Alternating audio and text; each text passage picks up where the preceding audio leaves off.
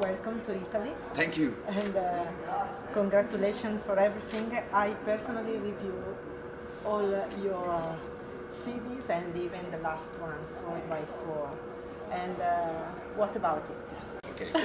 Well, yeah, it's kind of funny because, we took a break because Yes. we were, I think we kind of reached some kind of roof that we needed to, well, I needed to get away from the music scene in general, and to be in a band situation, we've been doing it for so many years, the same thing, and we kind of like, I was kind of, to be able to continue to do this, we need to take a break and see what's going on, what we really love about it. And when we were trying to get back together and write this album, it was kind of the same thing.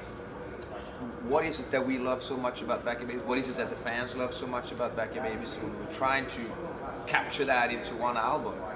And I think that, to be honest, that this album is sounding like more Back in Babies than we ever sounded before, like compact album wise. Is it due to your stop?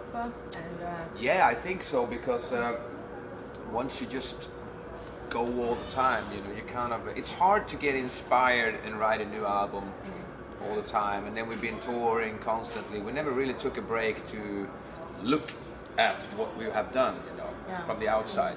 That was the main purpose with this break. And of course, we did a lot of other stuff, like the solo projects and all that, and all the other stuff as well. You're spending time with other people, working with other stuff as well, and all that's kind of inspired us to do this album. But it's kind of I'm a songwriter. I write songs constantly all the time, and I wrote a lot of music for this album, and it felt like we had these 9 songs that were like perfect. We had a couple of more songs, but maybe they would turn up later on. But this was like the 9 songs that we really want to record. Bang. And how much of you as Nick solo is in this album? That's kind of hard. A hard question, because it's like whatever you do in life, it kind of changes you in a way. I think first of all, I work with so many talented songwriters and artists over the years. I can imagine. Yes, so I became a better songwriter, I became a better artist, better singer, better guitarist, and so did Dragan. And so hopefully Peter became a better drummer without even playing drums. So I think that affects the album a lot, And I was thinking that for every song that, making the best out of every song, not just do any random songs, no.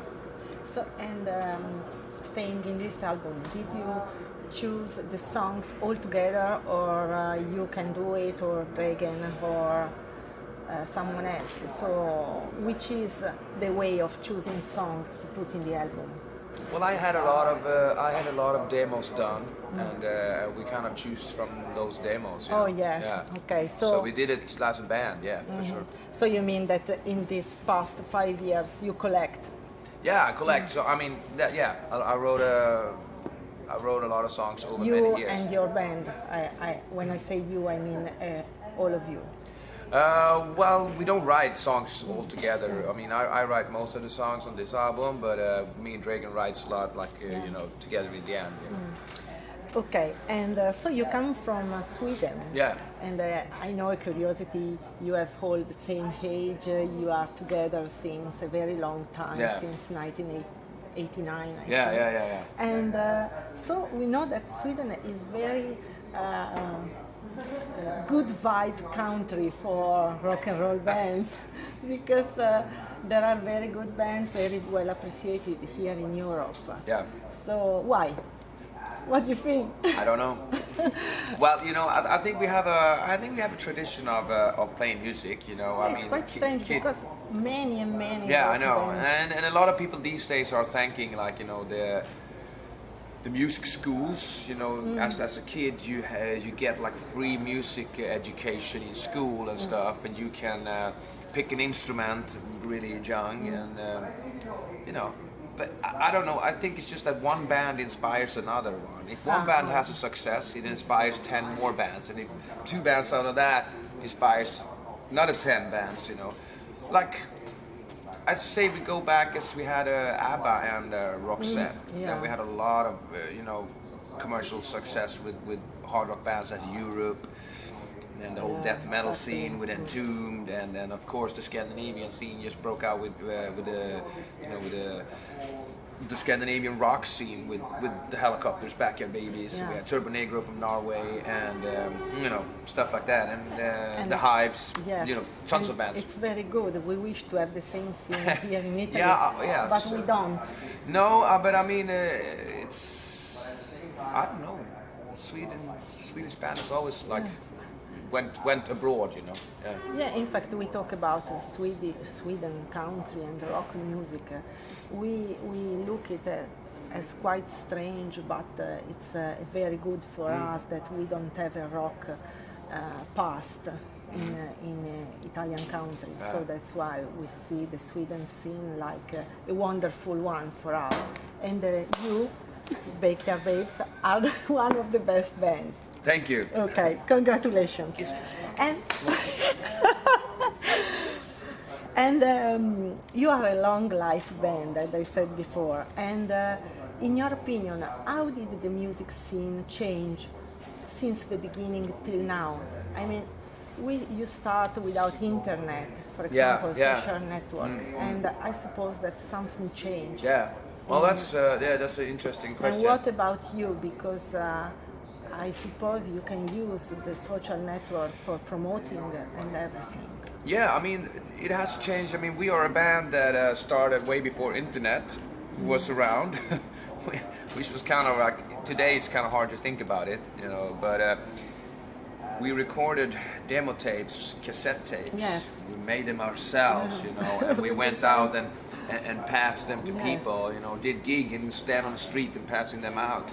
And working our way to actually first to record our first album on vinyl, and then we did the same thing with that. To be really honest, I don't even know how we did it, because it seems like it's impossible today without social media and without internet and stuff. Today we're trying to have a healthy relationship with the social media phenomenon. It's you can't put all your trust into internet and social media and then digitals and downloads and streaming or whatever. You have to think, I think, like old school as well, but to make it work together, play live shows, be out there, have physical contact with your fans, and have physical stuff to buy, whatever it is, but also work, in social media, because it's cool that fans can interact with the bands and stuff. But sometimes I think it's getting a bit too out of hand. You get like, ugh, you just want to go back like to the way it was before. Yeah. Sometimes no, because bring back the 80s. We wish for something. Yeah.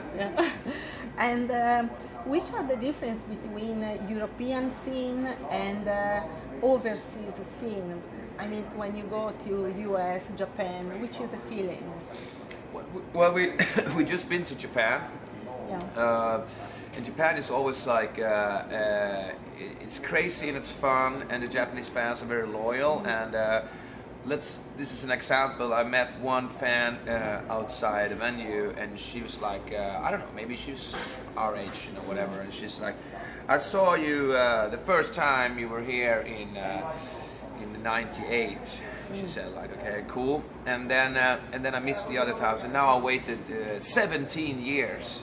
I'm like, 17 years? Okay, that's a long time, But she was like, she saw one gig in '98, and she waited 17 years, and it's like, that's fucking lifetime. Yes, but very, very loyal, and then she had all the CDs and stuff. So it is typical. Yeah, but I mean, I think in general, not just for Japan. I mean, our fans tend to be very, faithful, loyal, and patient. But anyway, you deserve it. Yeah, I mean, I guess we are, we said we're just gonna take a break. We're here again, we're gonna hopefully, cross my fingers, we can continue to play and record and produce music forever, as a band, because we can't. Yeah, because we play rock and roll music, you know, and we can grow with our music. So. But anyway, back to the fan thing. We love to play everywhere, but it's tougher today. I doubt that we're going to do an American tour. We might do a few shows in the States, maybe next year. Oh, right. You know, sometime, but I don't know. Japan, of course. Yeah. Not even South America. Depends on, you know. So.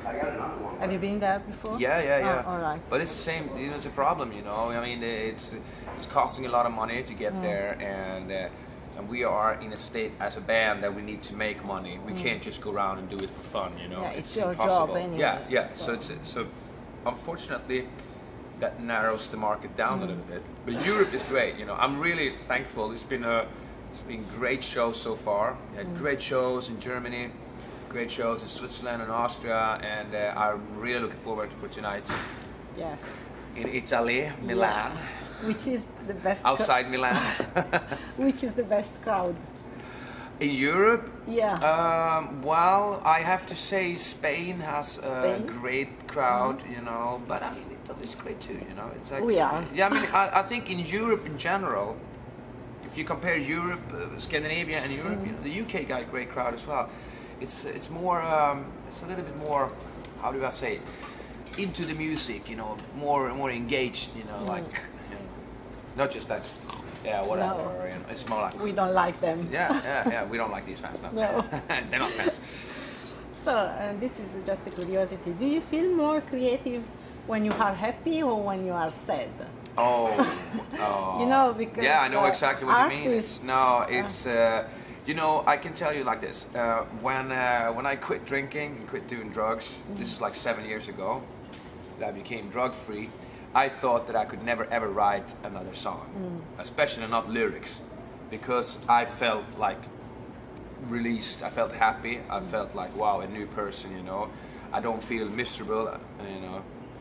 And everything. So what should I write about? That the sun is shining and that I like cats, whatever, you know? No. So yeah, in one way, rock and roll music is formed out of frustration, and it's the language of the people. You know, it should be something rebellion about it. But you know, you can find that in everything. I realized, you know. So. I can write songs when I'm happy. I can write songs when I'm sad. I'm usually not that sad anymore. So, but anyway, look at the new album. It turned out pretty okay, you know. So, yeah. And I can imagine that this is something that drives you to keep going on with music. Yeah. Good. I mean, I'm kind of like, my favorite part of the whole process is writing the songs and creating the songs. Once I'm done with that, I'm in the next project. I'm already now in some other projects, you know, even though we're touring this album, you know. I'm way done with this album. Yes. Yeah. And we know that in your music there are different styles. But is there an artist or a person who inspires you in your process, in your musician process? I have a lot of role models, you know. Usually it is tattooed guys that quit drugs and put family and their own health in front of everything else, and they're career persons and then entrepreneurs and you know, stuff like that, which is like persons like Mike Ness from Social Distortion, Nicky Six out of Motley Crue, you know. But just music wise, I mean, I get inspired by everything. Yeah, and I get inspired by Ryan Adams doing Taylor Swift covers, you know. I get inspired by everything, you know. So. And when you were a guy, young guy, which was your guru? Axl Rose. Oh. He still is. Well. Yeah, fucking Axl. He rules. Of course. He's the greatest fucking frontman ever. Yeah. Part which has your interest, your tattoos and interest in general. What do you do after the tour, when you are not on tour? What do I do when I'm not on tour? Yeah. Oh, just a curiosity. Yeah, that's when I really have a life. I do horse riding, you know. I do show jumping. Great. Yeah. I'm fucking crazy about horses these days. Oh, great. I spend time with my family. I work in a radio station. I have my radio station with me on the bus as well. So I have a radio show every weekday, every weeknight in Sweden, and I record my shows on the road as well. So I work in a radio station. Is it on the internet channel? Yeah. Rockklassiker.se. All right. Yeah, Good. check it out. So Every night between 6 and 10. Oh, great. And well, I'm in the studio a lot. I write a lot of music. You know, we have a project now we're going to continue to do in December. I do my own shows. But mostly I'm trying to be with my family and at the stable. And just relax and stay at home. Yeah. Become a better rider. And go skiing as well. You know. Yeah, when it's winter. Yeah. Okay, so we thank you a lot for this opportunity. Well, Rock Rebel magazine readers, check out our new album, and hopefully we come back to Italy next summer to do festivals.